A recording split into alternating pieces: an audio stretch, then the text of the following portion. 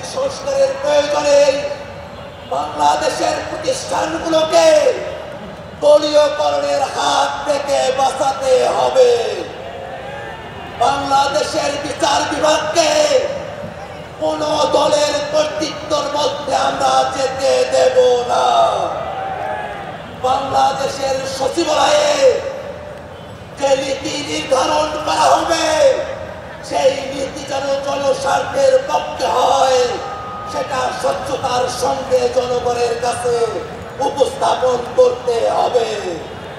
ভাইরা আমার, মৌলিক সংস্কারের ভিত্তিতে জাতীয় ঐক্যমত্য কমিশনে রাজনৈতিক দলগুলোর ঐক্যমত্য তৈরি হয়েছে।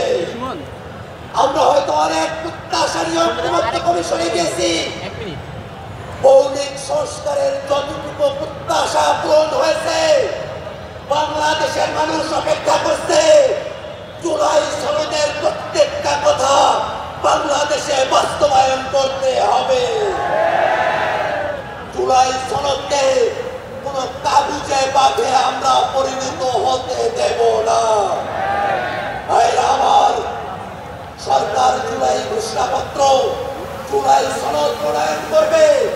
আমরা সরকারের কাছে উদাত্ত কণ্ঠে আহ্বান রাখতে চাই, জুলাই ঘোষণাপত্রকে সাংবিধানিক স্বীকৃতি প্রদান করতে হবে। জুলাই সনদকে আইনি স্বীকৃতি দিতে হবে। লিগ্যাল ফ্রেমওয়ার্ক পাউডার করে